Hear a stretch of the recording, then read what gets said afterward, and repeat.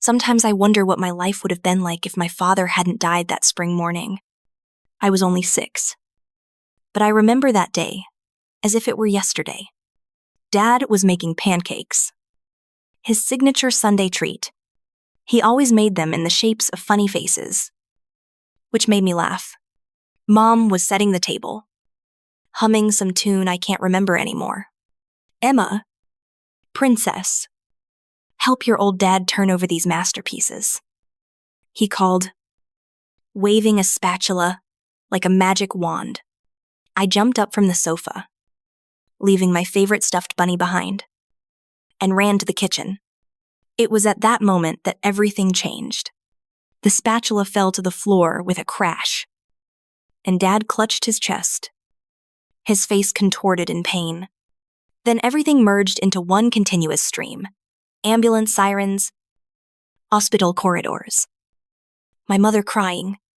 And so, in an instant, my father was gone. The house we lived in suddenly felt too big and too quiet. But my mother didn't grieve for long. She met Mike at a support group for widowers. He seemed like a nice enough man. Tall, with kind eyes and a gentle smile that reminded me a bit of my father. A year later, they married, and he moved in with us. I was just starting to get used to having a new man in the house when my mother dropped the bombshell. She was pregnant. Her face lit up with joy when she told me I was soon to have a baby brother.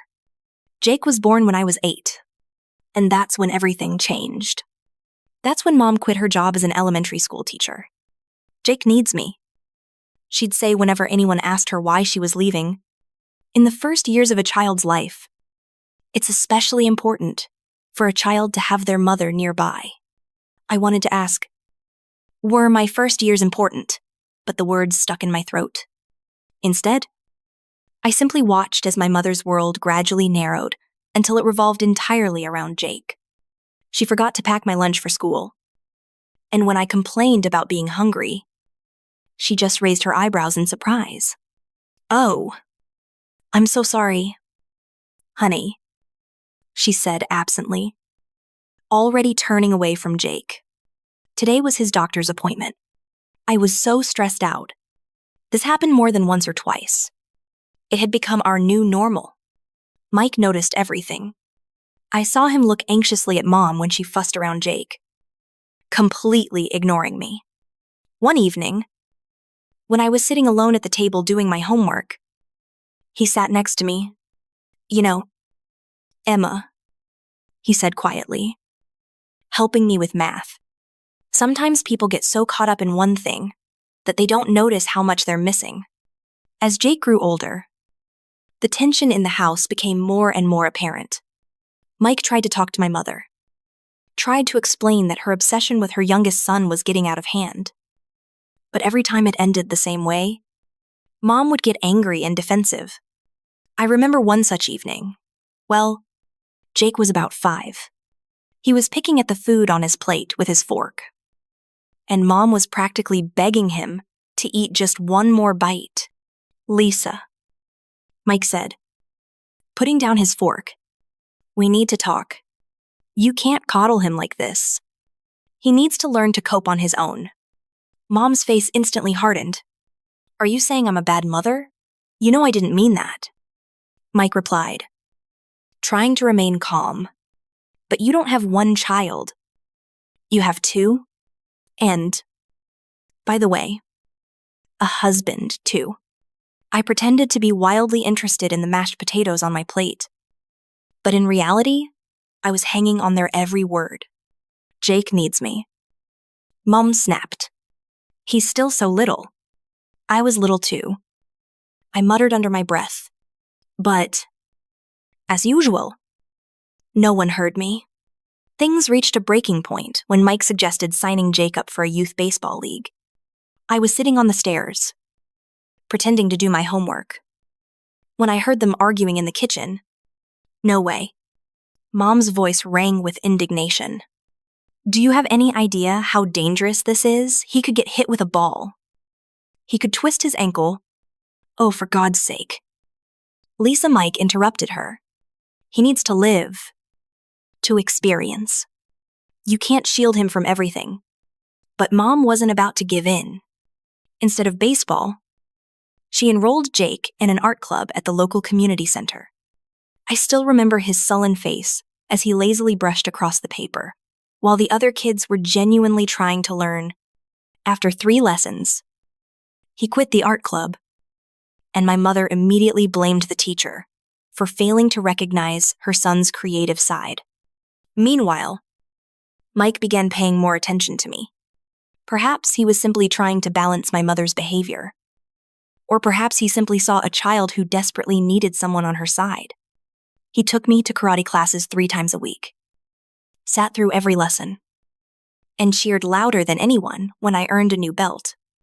But while I flourished under Mike's attention, Jake became increasingly uncontrollable.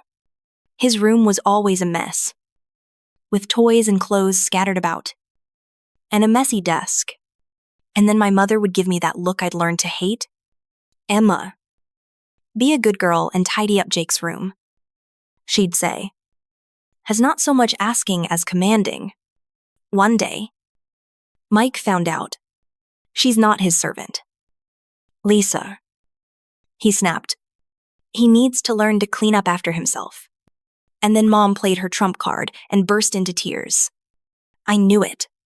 You love her more than your own son. How can you treat Jake like this?" I saw Mike's face darken, the spark of struggle fade in his eyes. He looked at me with a guilty expression, raised his hands in surrender, and quietly said, "Do as you please." After that, he no longer argued with Mom about Jake. But every time he looked at me, and the same thing was clear in his eyes, he hadn't given up. Even if he no longer tried to argue, it was a small consolation. But sometimes even small consolations mean a lot. Graduation day was bittersweet for me. I spotted Mike in the crowd, beaming with pride. My mother was there too. But she kept being distracted by her phone, probably texting Jake's babysitter. Later that evening, Mike called me into his office. "I've been saving up," he said, pulling out a folder of college brochures. "You can go anywhere you want. Emma, there are no limits." But before I could respond, Mom burst into the room. "You can't be serious," she exclaimed. "That money should go toward Jake's future. He needs it more than anyone else." Mike's face immediately hardened. I'd seen that expression on him many times before. "It's not up for discussion." "Lisa," he said firmly, "I've already made up my mind. In the end, Ijosa, West Virginia University. A far enough away to start a new life, but not so far away that I couldn't come home from time to time. On the day Mike helped me move into the dorm, my mother couldn't come. Jake started feeling anxious about her departure.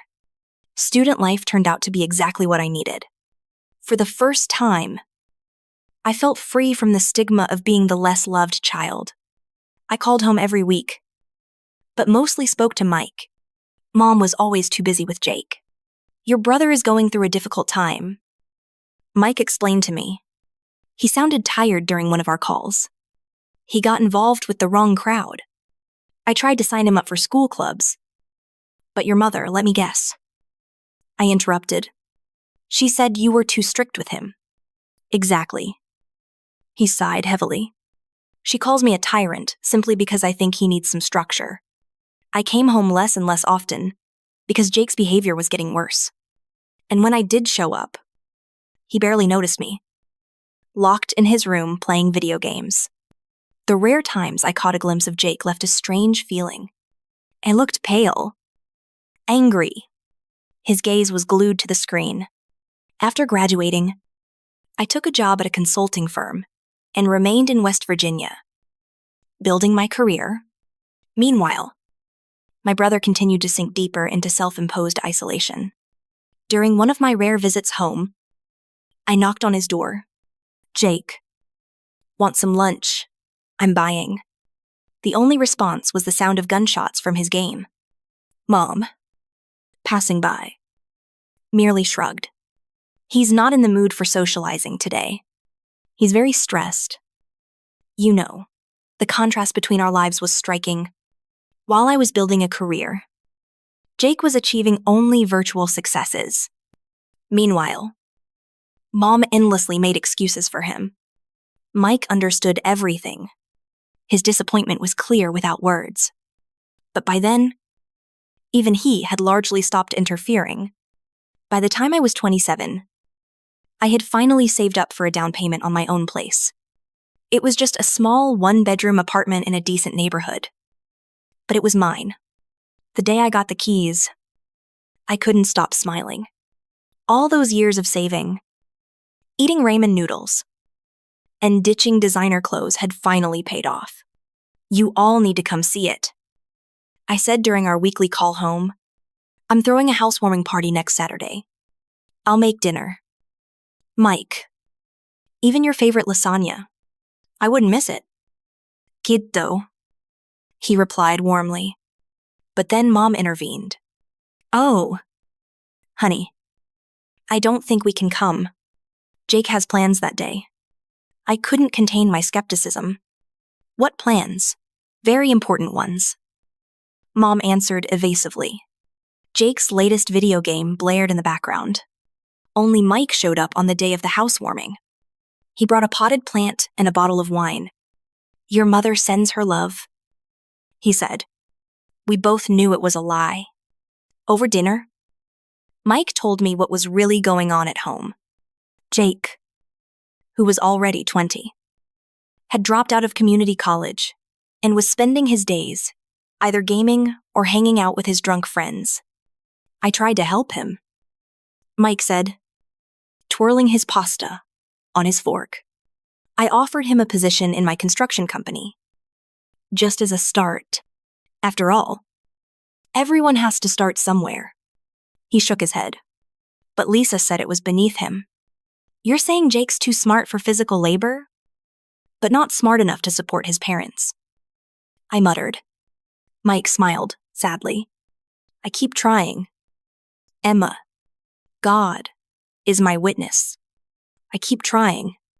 That was our last, truly important conversation. 2 years later, I received a call that changed everything. Mike collapsed at work. A massive heart attack. Just like my father's. By the time I got to the hospital, he was already dead. The funeral seemed surreal to me. Mom put on a whole show, crying in front of the audience and telling everyone how wonderful Mike was. We were so happy. She sobbed. How will we cope without him? I watched her performance with a feeling of simultaneous contempt and pity. She wasn't crying for Mike. She was crying for herself. I could see the thoughts swirling behind her mournful expression. After all, Mike was the only one bringing money into the house. Without him, how would Jake be able to support his usual lifestyle? Jake didn't even bother to dress decently for the funeral. He showed up in wrinkled khakis and an old t-shirt. He spent almost the entire ceremony glued to his phone. And his mother kept making excuses for him. He's so worried. He just has his own way of dealing with grief. Standing at Mike's grave, I couldn't help but think how history repeats itself. Another father. Another heart attack. Another funeral. But this time, I was old enough to see everything clearly, including the fact that my mother's tears were more about her bank account than her broken heart. A year after Mike's death, I lost almost all contact with my mother and Jake. All I knew of them came through Aunt Carol's occasional calls. They're still burning through Mike's savings. Carol told me one day, your mother sold his pickup truck last month. And before that, the tools from his workshop. I tried not to react. Really? I tried. But when Mom's number appeared on my phone screen on Tuesday evening, my heart still sank. Emma. Her voice was quieter than I remembered. Please come. There was something in her tone that made me immediately book a flight for the next day. When I pulled up to our old house, I barely recognized it. The bushes, which Mike always meticulously trimmed, had grown into a chaotic mess. The paint on the window frames was peeling, and one shutter hung hopelessly from its hinge. But the house wasn't the only thing that looked neglected. When my mother opened the door, I almost gasped. The woman I remembered as energetic and well-groomed now looked like someone who had aged 20 years. Deep wrinkles etched her face, and gray roots peeked out from under the dye in her hair. "Come in," she said quietly, leading me into the living room. The house smelled musty. A mountain of dirty dishes clung to the sink, and a thin layer of dust coated the furniture. This was from the woman who made me re-wash the dishes if there was even one water spot left on them. "Mom, what's going on?" I asked, settling into the sofa. A spring dug into my thigh. Another small issue Mike would surely have fixed right away. Mom burst into tears almost immediately. "We're running out of money." "Emma," she whispered, clutching her hands helplessly. "My Social Security barely covers the bills." "And our savings," she sobbed, almost running out of breath. "And Jake? Does he help at all?" Her face immediately tightened in a mixture of embarrassment and defensiveness. "He's looking for a job. Employers just don't understand him." I raised my eyebrows. "They don't understand what? At his last job? He had to be there by 8:00 inches the morning. You know, Jake isn't a morning person. And even before that, they made him do physical labor. And he's so smart." I clenched my jaw. "Mom, at his age and with no experience, he can't afford to be picky. You don't understand anything." She interrupted sharply. Her voice took on the same tone that always accompanied her justification of Jake. And then her tone suddenly changed. "Emma, we need your help. We can't do it without you. I don't want to ask, but you make such good money." I knew what was coming next. Part of me wanted to refuse, to remind her of all the times she'd chosen Jake over me. But looking at her haggard face, trembling hands, and pleading gaze, I couldn't. "How much do you need?" When she mentioned $1, $500 a month, I almost choked. It was a significant portion of my income, but I nodded anyway. "Where's Jake now?" I asked, getting ready to leave, already regretting my decision. "Oh, he's at an interview." Mom perked up a little. "A very promising position at an IT company." I glanced at the window of his room, where the computer screen was still flickering. Some things never change. True to my word, I set up an automatic transfer through Chase Bank. 1,000,000. 500 to my mom's account every month. Every time I saw a charge on my statement, I reminded myself that I was doing the right thing. Even if it meant putting off my plans for a new car or a bigger apartment, I started visiting more often. Although each visit felt like a trip back in time, Jake was still the same. He'd either be staring at his computer or lounging on the couch with a beer in his hand. "How's the job search going?" I'd ask. "None of your business," he'd mutter, or simply turn up the volume on his speakers. During the holidays, I couldn't bear to look at the devastation in the house. The wallpaper was peeling, and a yellow stain from a water leak was spreading across the ceiling, something Mike would never have ignored. So I used my Christmas bonus to hire contractors and get the house in order. When Mom sprained her ankle in February, I called her to see how she was. "Oh, it's okay," she replied cheerfully, but I could hear the pain in her voice. "Is Jake helping you? He's busy.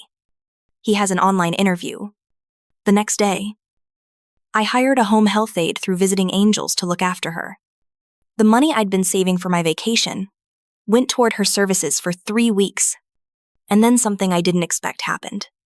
One day, I walked into the house and found a stranger on the couch. She looked like she'd stepped straight out of a reality show. Her nails were fake, like weapons, thick makeup and clothes that left little to the imagination. She scrolled through her phone carelessly.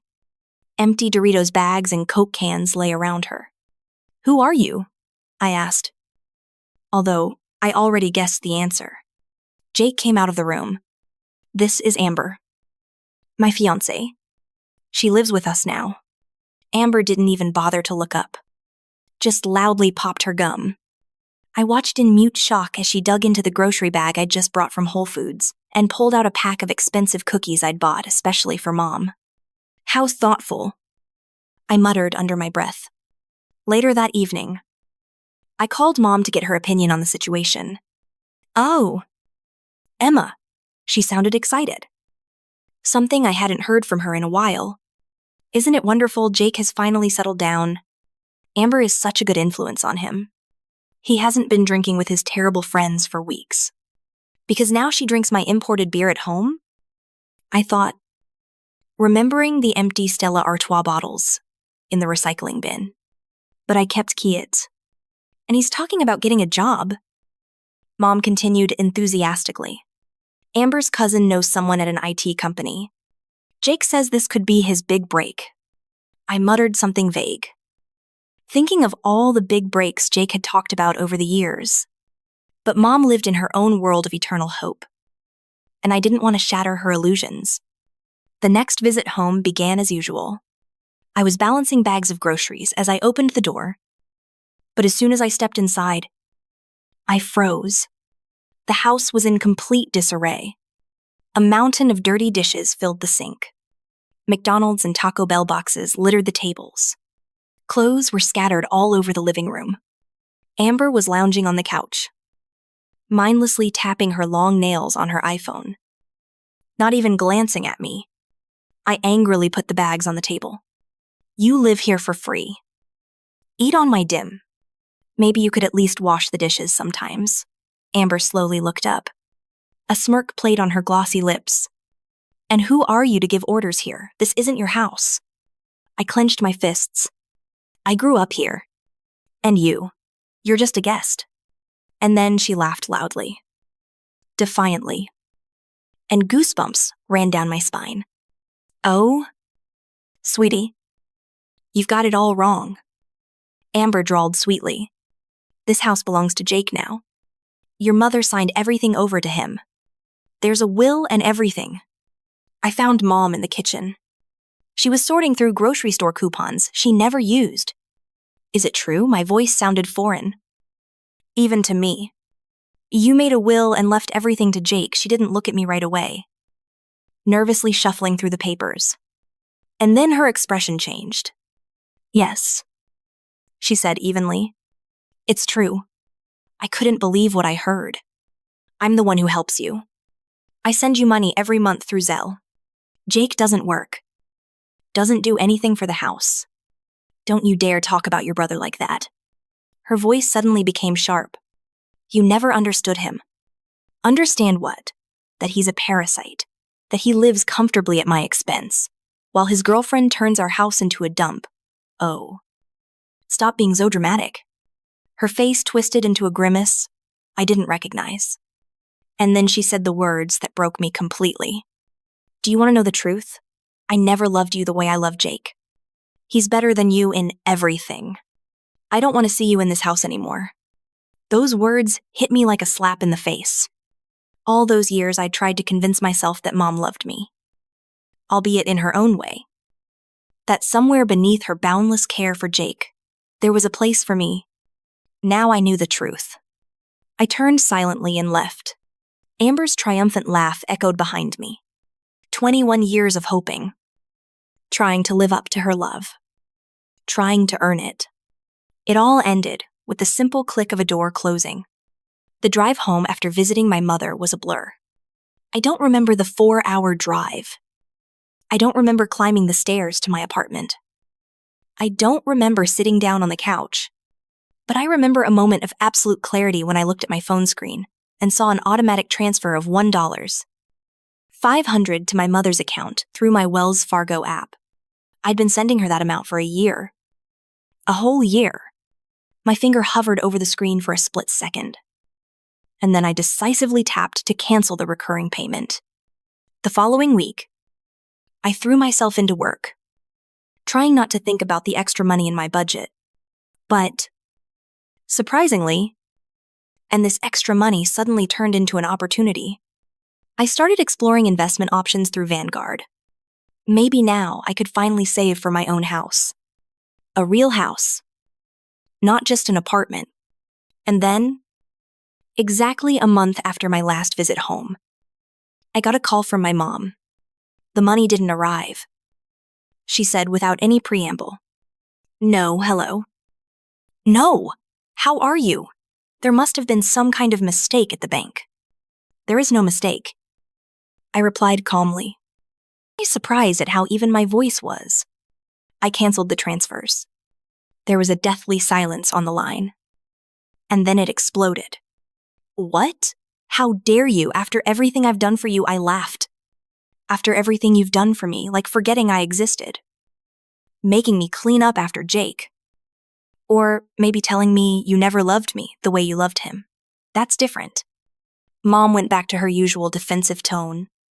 You know, I was just upset. But you can't just stop helping us. We were counting on that money. Us? I asked.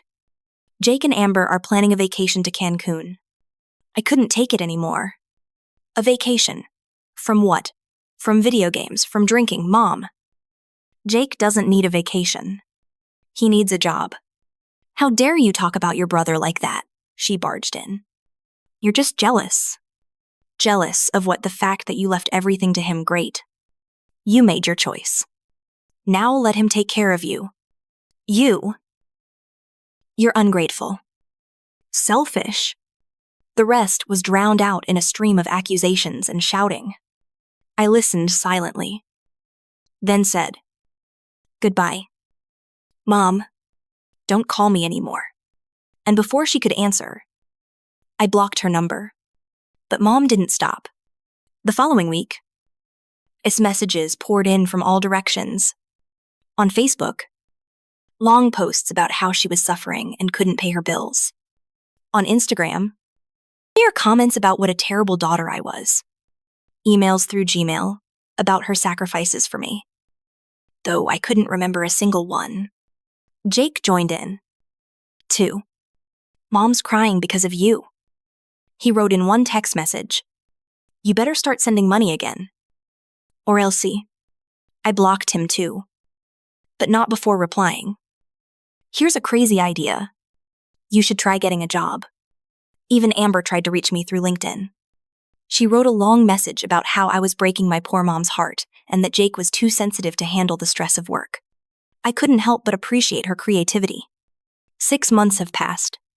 I don't know how they are. And for the first time in my life, it doesn't bother me. Maybe they've finally realized that Jake needs to start providing for himself. Maybe they're still waiting for me to break down and start sending money again through Venmo or PayPal. Maybe they've already found a new victim. But I don't need to know that. I know that now the $1, $500 I once gave them goes into my down payment fund at Bank of America. I know I'm no longer woken up at night by angry texts and accusations. I know Mike would be proud of me for finally standing up for myself. I was driving past a construction site the other day, and I saw a sign, Laborers wanted $18 divided by hour. For a second, I wanted to take a picture of it and send it to Jake. But then I just smiled and drove on. Their problems were no longer my problems. Finally, after all these years, I was free. Story 2. My breath is stuck in my throat like a trapped bird as I stand still behind the door of my father's office. As his words seep through the breach, the familiar smells of cedar and pine that normally soothe me suddenly make me sick to my stomach. Give Vanessa a quarter of the stock. Cecily's birthday is in 6 weeks. So we have to make this final. The authoritative tone my father adopts at board meetings is also there in his voice. Self-assured. Uncompromising. The voice of a guy who doesn't anticipate opposition. And you're certain there's no way to challenge the original will. My blood runs cold at the lawyer's query. We have all the documentation. But old guy Armstrong made it conditional. Cecily has failed to meet the requirements for leadership. She is not an executive. She is a worker. My face is losing blood so fast that I have to hold onto the doorframe for support. I can still see light smudges from the sawdust on my work clothes, from my calloused fingertips pressing on the polished wood. I can see my father's spotless desk through the little aperture. With every document in its proper position, the orderly chaos of my station below is nothing like this. I was promised those shares by my grandfather. My ribs are pounded by my heart. A hammer hit on every beat. The room sways a little as I take in what I'm listening to. What happens if she contests it? The lawyer inquires. Dad's chuckle is so keen, it might cut. What is the challenge? There's a reason we've kept her in operations. No leadership experience, no connections with clients, no financial training. Our side will be seen by the board. I attempt to quiet my pounding heart by pressing my hand on my chest. I can't seem to get enough breath into my lungs. 30% of timberline forestry is my heritage. My birthright was taken from me and given to my sister, who has never worked on a mill floor. Silently, I retreat. Despite the thundering in my ears, decades of traveling through woodlands made my retreat silent. The sawmill's stairway seems to go on forever. Every step takes me further away from the future my grandpa promised and the life I believed I had secured. As I push through the double doors leading to the manufacturing floor, I am greeted by the usual symphony of equipment. Through a Douglas fir, the enormous band heard cries. When smoothing rough boards, the planer makes a whining sound. The weight of the new lumber makes the conveyors rattle. Sounds that used to symbolize my heritage now seem mocking and fake. Unable to form words, I pass Miguel at the sorting station and give him a mechanical nod. He can grade lumber only by touch and has been here 30 years longer than I have. I am respected by the staff. They are aware that I comprehend every aspect of this process, but my knowledge is meaningless above. Where judgments are decided, I think of my grandpa bringing me into the forest at daybreak when I was 12 years old. We strolled amid tall trees, and the recollection is so clear that I can just feel the morning dew seeping through my pants. With his grizzled hand on my shoulder, he had urged, "Look up, Cecily. Observe what she..." "Trees," I had responded, unsure. The sound of his laughter was pleasant, like sunshine filtered through trees. Legacy. These woodlands have been cared for the Armstrongs for 5 generations. Dollar signs are visible to your father. Vanessa doesn't notice anything. He had pinched my shoulder. However, the only person who really appreciates the craft is you. His approbation made me smile, and I soaked it up like a sapling in spring rain. I had learned how to read the grain from his strong, cracking hands, which had been used for decades to determine which trees were ripe and which need more time. Harvesting is just one aspect of forestry. Stewardship is what it is. Harvesting is just one aspect of forestry. He had summoned me to his home office months prior to his death. His eyes were still keen, but his once strong body had become smaller. "I've made arrangements, Cecily, but you'll have to prove yourself. If you've fulfilled the requirements I listed, you'll own 30% of Timberline by the time you reach 35. I had objected because I was aware of my parents' reaction, not because I didn't want the responsibility. Vanessa had always been their favorite. She is more intelligent and imaginative, despite the fact that my report card showed straight, as Mom would remark this, while comparing ours. Dad would add, "You're just a worker," in a way that seemed insulting, rather than acknowledging the importance of what I did. As I arrive at my little office, which is nestled next to the kiln room, the recollection starts to fade. The worn leather of my chair conforms to my body, like an old friend when I lock the door and settle down. At the evening, I'm pacing between the living room and kitchenette at my little apartment across town. I work in the mill for 14 hours a day, and the little area is all I need. My fingers shaking a little. I reach beneath my bed and get the memento box. Then, raise the top A sealed envelope containing my grandfather's will and the copy he wanted I save is hidden among pictures and mementos from my early years. For the first time, I crack the seal and sift through the legalese until I locate what I'm searching for. Cecily Armstrong will get 30% voting shares in Timberline Forestry LLC upon turning 35. As long as operational efficiency measures remain above the industry benchmark for 3 years in a row. My eyes well up with tears, not from loss, but from a rage that has been building for years and the words become hazy. While Vanessa was traveling around Europe, I worked every weekend. My father took every concept and passed it off as his own. In corporate newsletters, management is credited with every accomplishment. I straighten my shoulders and put the paper down. My 35th birthday is in 6 weeks. I've given up everything for this firm for the last 10 years because I thought my time would come. I've been quiet and obedient for far too long. And I'm done now. Reaching for my phone, I make a call that I ought to have made years ago. Now is the moment to defend what is properly mine. I don't sleep at all that night.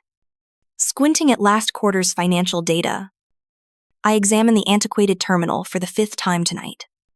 With the exception of the security officer sleeping in the foyer and my little desk light creating shadows on file cabinets that date back decades, the office building is deserted. 3A. M is the only time I can look without having someone watch me. As I go down to the production efficiency reports, the spreadsheet flickers on the screen. My fingers linger on the keyboard as my gaze catches a well-known accomplishment. Reduce waste by 22% and boost downstream efficiency by 18%.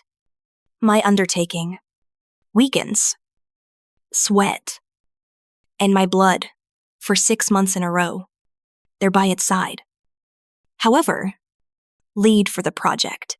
Armstrong. Vanessa. A chuckle rises. As bitter as coffee that has been oversteeped, I capture the image and add it to my expanding collection. This isn't the only falsehood I've discovered this evening. Not even on the 9th. My eyes wet from fatigue. And the screen becomes blurry.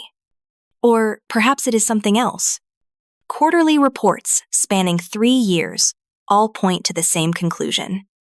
Everything I've constructed, every advancement I've worked so hard to achieve, attributed to other people, especially Vanessa.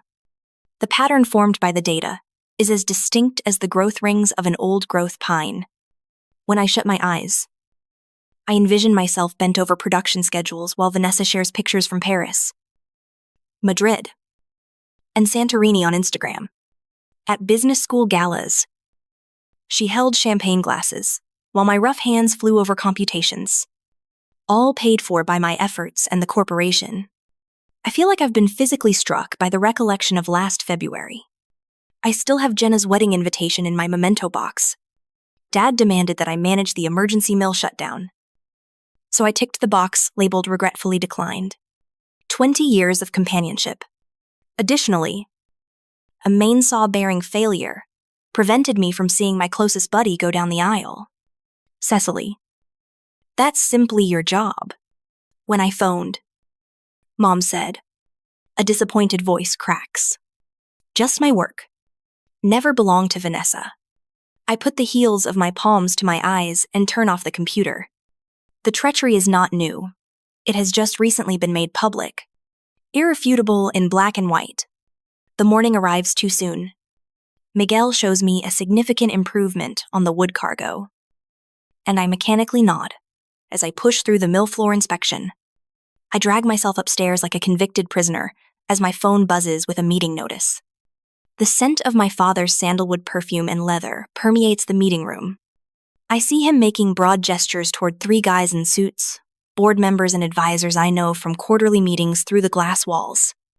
Dad, ignoring me at the doorway, adds, "The restructuring gives us flexibility. Vanessa provides vision. But Cecily manages everything with ease. Next month, when controlling interest changes, we'll be ready for rapid growth free from conventional restraints." One advisor sees me and looks toward the door.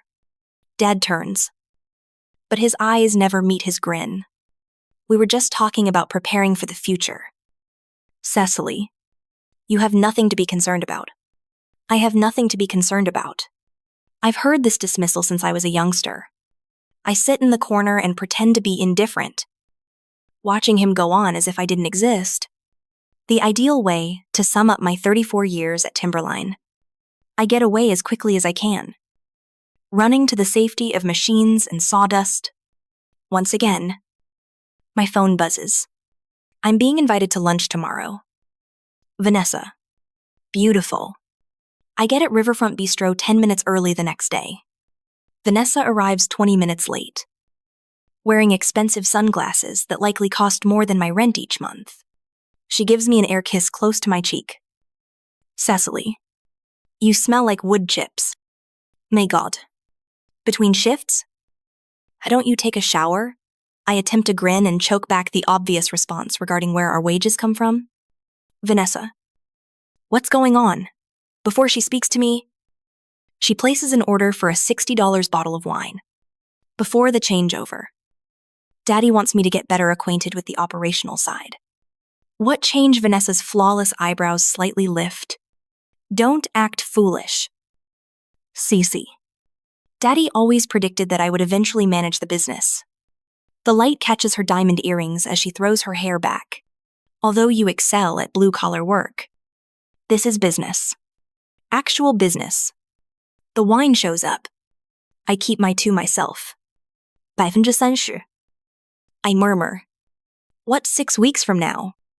On my 35th birthday, I shall get 30% of the voting shares in my grandfather's will. When Vanessa laughs, it sounds like glass shattering. That was dependent on leadership metrics. Honey. She pats my hand patronizingly as she leans forward. You've spent 10 years locked in operations. The board has been gradually deleting my efforts since every accomplishment has been taken from me and given credit to someone else. Thus, they will never regard you as a leader. My chair scrapes the hardwood as I rise up suddenly. Let's see. I make a call that afternoon that I haven't made in 3 years. The second ring is answered by Kate Lawson. I didn't anticipate hearing from you again. Cecily Armstrong. Her tone makes me cringe. I need to discuss what happened with you. Between us, there is silence. After 8 years as our safety manager, Kate was abruptly let go due to inconsistent paperwork. I had remained mute, accepting my father's version of events. Even though she had insisted on her innocence, the roasting business. Finally, she adds, it's 4 o'clock, and hangs up. The coffee business was purposefully located across town from Timberline property. With her auburn hair streaked with silver, Kate seems older than I recall. Her eyes are still keen, evaluating. Why now? As I slip into the booth, she asks, my inheritance is being stolen by them. There's no comedy in Kate's chuckle. Greetings from the club.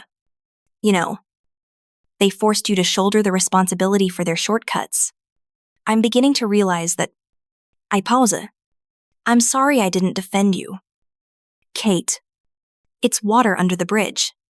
She researches me. Cecily. What do you want from me? I inhaled deeply. Data.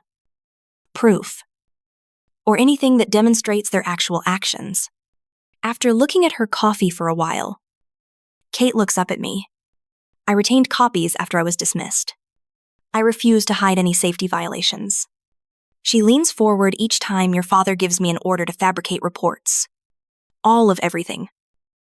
Cecily labor law violations. EPA shortcuts. OSHA infractions. My ribs are pounded by my heart. How come you didn't report them? I was treated well by your granddad. I couldn't ruin his business. She narrows her gaze. But Vanessa and Harold, I owe them nothing. I consider what's involved. 30% voting power over $1 million firm. My right of birth. But also my family. Including my sister, who demands everything be given to her, and my parents who have continuously belittled me. Are you willing to assist me? Quietly. I inquire. Kate pulls a USB disk from her purse and places it across the table. It's been 3 years since you asked me that question. In my hand, the drive seems very weighty. I feel something change inside of me as I wrap my fingers around it. A line crossed. A barrier broken. How will you respond? Kate queries. Whatever it takes. I think about my grandfather's legacy, the business he founded, and his will. The workplace newsletter is like a landmine on my desk. 3 days later, the forthcoming leadership transfer is boldly announced on the glossy paper, which is imprinted with Timberline's evergreen emblem. Every phrase seems like a purposeful smack as I read the piece for the 3rd time. My coffee becoming colder. To position Timberline for the future, Vanessa Armstrong offers expert management and a new viewpoint. There was no reference to my 10 years of service or the operational enhancements I had put in place. Just one paragraph after another complimenting Vanessa's MBA and creative idea for a business she visits maybe twice a month. I put the newsletter into my desk drawer, along with everything else that proves my methodical erasing. Our sales director texts me, and my phone buzzes. Vanessa and your father just departed with the Westridge account. She was presented by Harold as Timberline's future. I thought you needed to be aware. Our largest customer is Westridge. Last year, I spent weekends creating the sustainability documents they needed in order to negotiate that contract renewal personally. Now that I'm covered in sawdust, Vanessa can shake hands and grin. The afternoon shift change is indicated by the blaring of the mill whistle. I force my expression into neutral as I take my hard helmet and go to the floor. I don't have to show my rage to the employees. With the shortcuts, my father insists on taking. They already have plenty to worry about. Cecily. Miguel waves frantically as he yells from the grading station. The head rig is being jammed by the latest batch from Robert's lot. Amidst the usual sound of equipment, I jog across the concrete floor. Ben Johnson, the foreman, and looks at the issue as the huge bandsaw sits silently and the operators step back. Once again, the automatic feeds are out of alignment. Ben says, clearly frustrated. For the 3rd time this week, I look around. Figuring out angles and changes in my head, this batch has an excessively high moisture content. There is no compensation from the scanning. My fingers use muscle memory to locate the correct settings when I reach for the manual controls. We will continue to see congestion until we adjust for the increased density. I change the feed rate, angle, and blade tension settings in a matter of minutes. After 3 decades of expertise, the saw hums back to life, processing logs with ease. Ben nods respectfully at me. Last week, I attempted to contact your father on this matter, to adhere to the regular procedure. He advised, old-growth Douglas fir with this moisture profile is not taken into consideration by standard procedure. Wiping sawdust off my arms. I respond. Miguel replies softly, so that only I can hear. That's why we come to you first now. The wood is familiar to you. You honor it. His remarks choke my throat because they are such a precise echo of my grandfather's. I force a grin and look aside. Suddenly, seeing what I had not been able to see before, these guys are the backbone of Timberline. They have faith in me. Not in my father or Vanessa. As I make my way back to my office, a weird new sensation arises in my chest. It's something more powerful, but not kite confident. Acceptance of my own value. Apart from approval from my family. That knowledge follows me through my mother's uncomfortable family dinner that night, during which she asks me to serve the potatoes, while swooning over Vanessa's beautiful summer home. Vanessa's sly remark about finally bringing in expert management to update our antiquated processes protects me. What specifically do you think is out of date? I ask, shocking myself and everyone else with my straightforward inquiry. The fork pauses halfway to Vanessa's lips as she blinks. Everything is so manual. You know, we could simplify procedures and automate more. Specifically, which processes I hear my dad clear his throat. Your sister, Cecily, has studied contemporary business methods. I'm very interested. With a calm voice, I interrupt. Which mill operations would you automate? How do you handle old-growth timber's fluctuating moisture content in order to optimize yield while preserving structural integrity? How would you modify cutting patterns? There is silence in the dining room. Vanessa opens her lips, then shuts it. My mom chuckles uneasily. Cecily, this isn't a board meeting. For crying out loud. No. I put down my napkin and agree. It's just our company's future. I meet Kate at her cabin outside of town later that evening.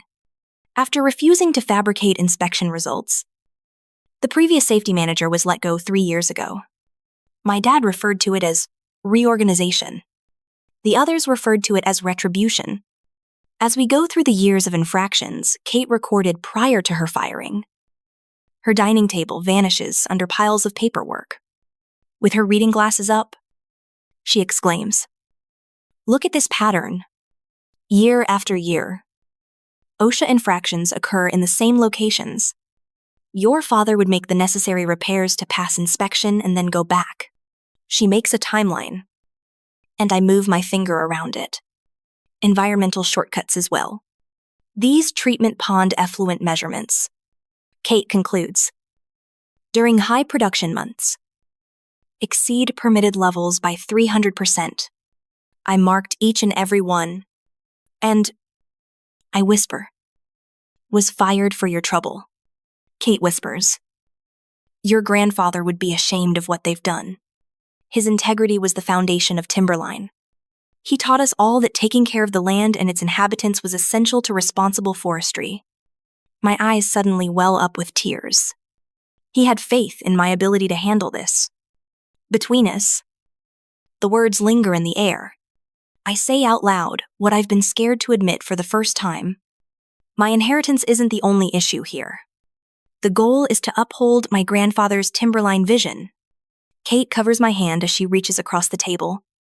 You know, you don't have to battle them from inside. What are you saying? There is enough on my 5 acres for a small kiln and a portable bandsaw machine? We may begin afresh. Sincere endeavor. I have 5 acres out here in a large. The idea makes my heart thump. You mean a collaboration? Kate's eyes sparkle. Lawson Fine Woodworking and Armstrong. We use wood that has been harvested responsibly to construct our unique products. You have the experience, and I have the land. Even if the prospect gives me a sudden rush, I insist that I can't simply leave Timberline not running away. Generating leverage. Kate goes through yet another stack of papers.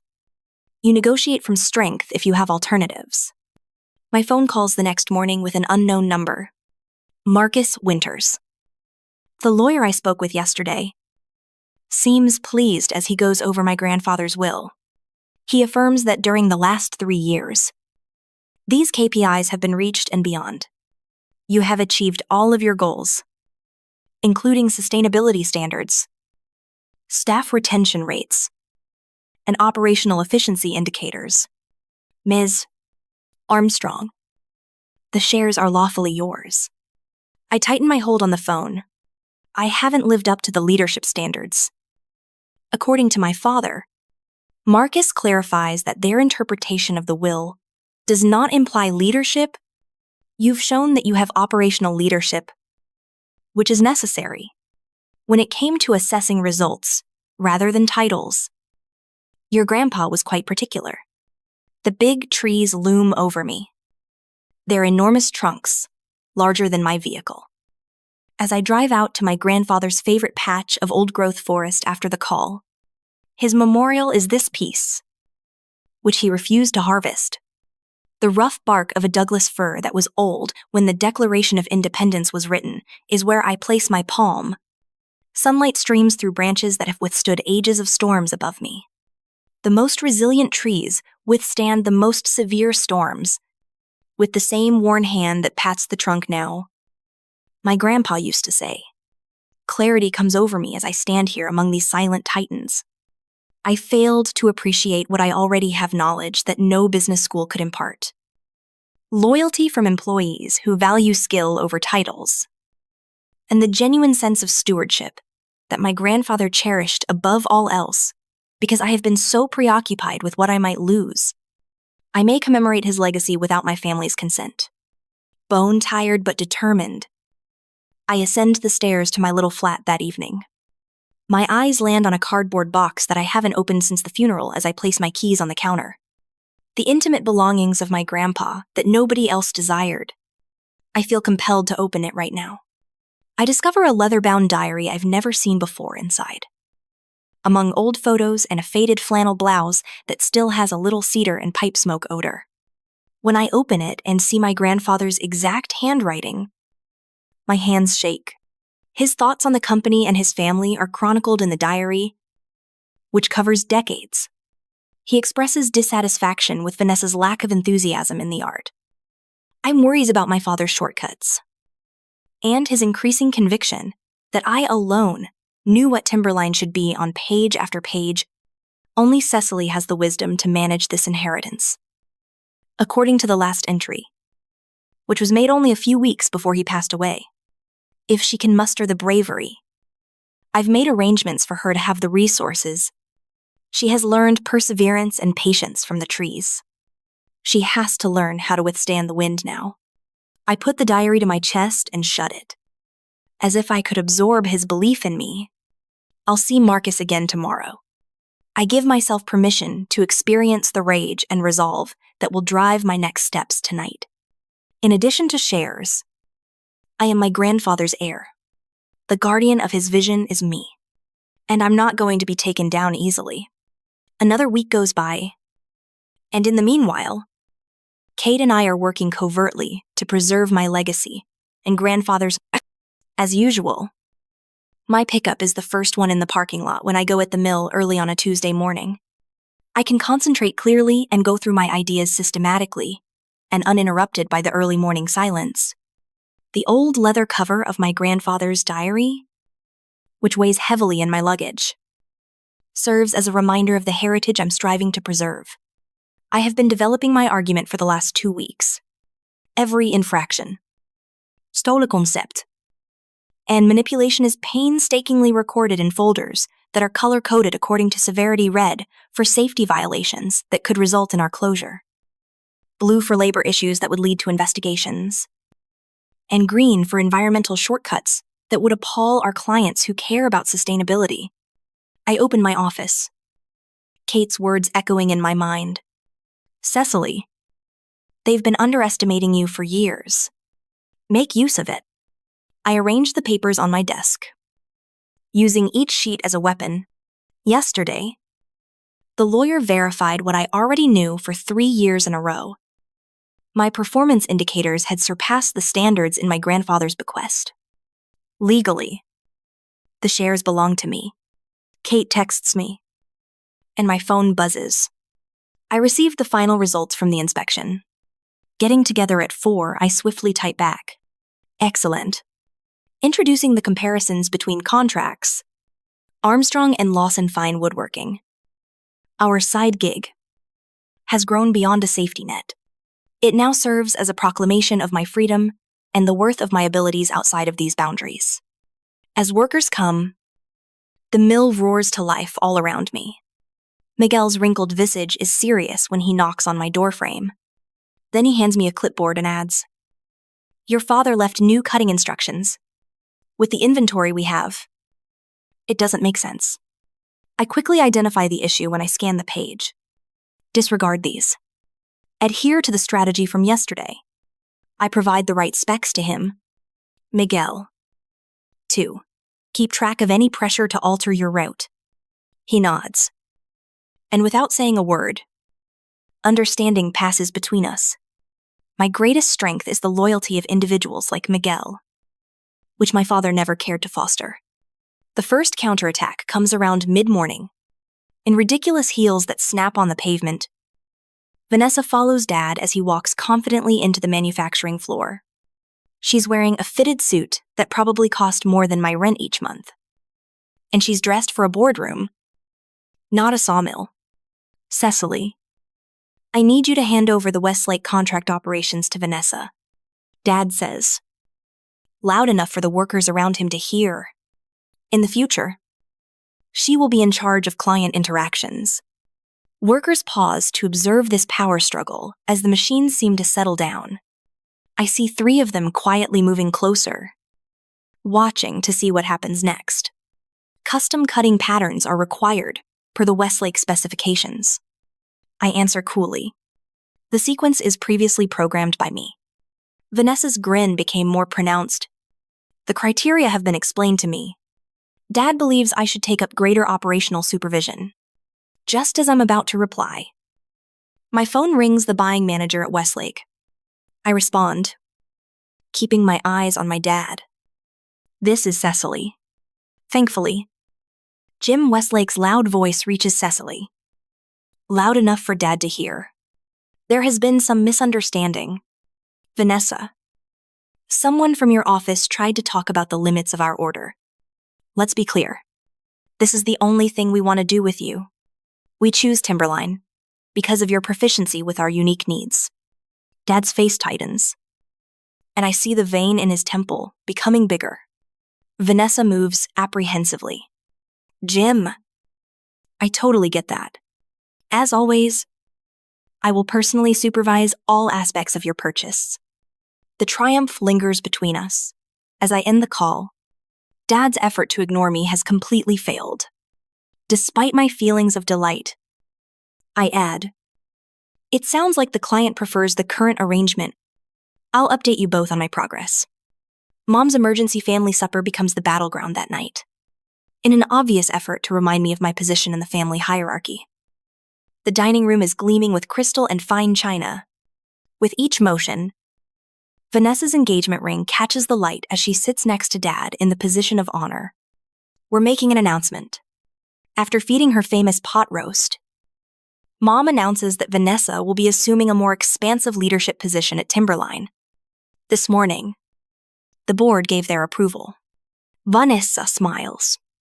Starting next month, I will be in charge of all financial operations and customer interactions. It's quite an accomplishment for someone who has never graded lumber. I note as I carefully carve my steak. Mom grins hesitantly. Dear, some folks just lack the usual definition of ambition. You've always felt more at ease doing things by hand. It hurts to be dismissed, but I'm ready. I think it's fairly ambitious to create customer connections over 10 years of 60-hour work weeks while retaining the top efficiency metrics in the company's history. Dad moves apprehensively. Cecily, your operations and efforts have been invaluable. However, first, National Bank seems to be particularly interested in Vanessa's professional managerial expertise. I cut you off. I received a call from their loan officer today. They seem to be concerned about changes in leadership during our era of rejuvenation. The ensuing quiet is delectable. Mom stops her fork in mid-mouth. Why would they give you a call? Vanessa insists. Because our operational compliance paperwork are signed by me. I respond, my long-hidden truth finally fulfilling its purpose. Before he passed away, Grandfather insisted on it. I meet Kate later that evening in our studio. A repurposed barn on her property that exudes the scent of potential and freshly cut pine. She has created a devastating chronology of neglect by arranging the safety infractions chronologically. She slides the file in my direction and adds, once the board sees this, they won't have any choice. Your grandfather's pals made up 3 of the group. Harold cannot be allowed to ruin his legacy. The wood of a partially completed rocking chair feels pleasant to the touch as I run my fingertips over it. Tonight, Dad and Vanessa got into another fight. In the driveway, I heard them. She is terrified of taking over operations that she doesn't comprehend. Kate grins. They are beginning to see how seriously they have misjudged. On the board, I consider the meeting with Grandfather's oldest friend that is planned for tomorrow. Regarding the lawyer drafting official objections to any share transfer, Regarding the devoted workers who have attested to my crucial involvement in their remarks, I feel like the roles are shifting for the first time in years. The change in power, the future, making things clear. They assumed I was merely a worker. I continue, tracing the grain of the cherry wood with my palm. They never realized that the greatest power of all is understanding how things really operate. As the elevator ascends to the top level of Timberline's offices on the day of the showdown, I straighten my jacket. For once, I'm dressed in a charcoal pantsuit that I got especially for this occasion rather than jeans coated with sawdust. I am reminded of everything at risk by the weight of the leather portfolio in my hands. As the doors open, I see my mom in the corridor outside the boardroom, looking as dapper as ever in her cream blouse and pearl earrings. When she sees me, her eyebrows raise a little. She adds, "Cecilia, you didn't have to dress up for a family meeting." There was that usual tinge of censure in her voice. Without flinching, I look her in the eye. I was adequately attired for a business meeting. Before she can reply, my father comes out of his office, Vanessa following him like a shadow. Her lips purse. It's likely that my sister's expensive outfit exceeded 3 months' worth of my rent. Her well-groomed nails on my hands, which no amount of lotion can completely soften, create an incredibly sharp contrast between us. "Let's finish this up as soon as possible," Dad replies, avoiding eye contact. At 11, I have a call with the Seattle developers. It feels cooler than normal in the boardroom. I sit down across from my family and set my portfolio on the shiny mahogany table. Mr. Greenfield, their lawyer, sits at my father's right hand. His face deliberately bland. Dad clears his throat. The purpose of this discussion is to talk about Timberline's future leadership structure. We're about to enter a crucial era of growth. As you are aware, I see his hands, which taught me how to tie fishing knots when I was 7 years old, making a dismissive gesture as if I were a little bother. "You, Cecily, will get 5% of the shares, while Vanessa will receive 25% with a honey-sweet voice." My mother interrupts. Vanessa is qualified to guide Timberline into the future because to her education, she has the insight the organization needs right now. Thanks to her MBA, Vanessa's eyes do not meet her grin. For Ceci, who just uses her hands, 10% is more than sufficient. You will continue to have a say on operational issues. The moniker from childhood hits home. I stand still, allowing them to go on idors. Dad shifts his tone as he leans forward. "We're also thinking about reorganizing the operations division. You would have more time to look at other options if you delegated more." Unmistakably, the menace lingers in the air. The lease for your flat is about to expire. "Isn't it?" Mother asks naively. "The building's subsidiary is being assessed for possible sale." Vanessa shuffles her iPad. "I've been looking at some modern operational strategies. A few of the existing techniques are a little out of date. The last hit is delivered by my father. We're putting this agreement into effect. You have 2 options. Either accept it and stay with Timberline, or look for chances elsewhere." As they wait for my surrender, there is a long pause. For years, I've given it to them. My quiet, my obedience, my pride that I swallowed. Not right now. I take out a sealed legal envelope from my portfolio and set it exactly in the middle of the table. Regarding those shares, Grandfather's will is rather detailed. My voice is solid and louder than I've ever let it be in this space. My father's face wavers with confidence. "I am aware of the safety infractions you have been hiding since 2018.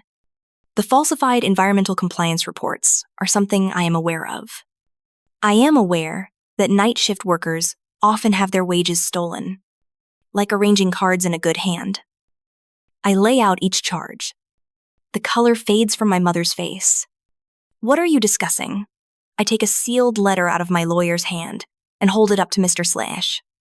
"Greenfield, as stated in my grandfather's will. This validates my legal claim to all 30% of the shares. A bound report follows. This proves that for 4 years in a row, all performance KPIs have been reached or surpassed. I'm not done when my father grabs for it. On the table, I set a folder. Signed declarations on labor and safety infractions from 17 important workers. They were told to hide or ignore it. 5. At last, I placed a little USB drive down. Years of evidence are shown here. Each and every fabricated report. Every accident was hushed up. All of the book manipulations. Mr. Greenfield takes up my lawyer's letter and reads it more anxiously. Penalties for OSHA infractions alone might reach $145. Zero. Zero. Zero. Per instance. Observing my father's expression, I say, I have 37 distinct infractions on file. My mom lets out a gasp. In addition to possible criminal prosecution, EPA breaches pertaining to illegal disposal of chemical treatments might result in penalties surpassing $8 million. Vanessa's arrogance has vanished, and she is now experiencing increasing anxiety, back payments, fines, and irreversible harm to government contracts would follow Labor Department investigations into widespread wage fraud. I shut off my portfolio. This business was founded with integrity by my grandpa. Since I was the only one who really cared about the employees and not just the profit margins, he trusted me to uphold that heritage. My dad tries to take over again. We can have a reasonable conversation about this. You have 48 hours to comply with the terms of the will, restore appropriate safety measures, and start cleaning up the surroundings. I get up and interrupt, or all documents are turned over to the authorities. My mother murmurs, "You wouldn't ruin your own family business." I'm attempting to preserve it. I turn and look into each of their eyes. From you. Their surprised quiet is more pleasurable than any yelling battle. So I turn to go. When Vanessa eventually manages to say, "You can't do this," her voice is faint with horror. Mr. Greenfield's throat is cleared. She can. In fact, according to these papers, he looks at my dad. There's nothing you can do except comply. With every step, the burden of 30 years of decline is lifted as I halt at the threshold. 48 hours. I say it again and go. Leaving the family who didn't think I was serious to deal with the reality, I finally found the strength to express.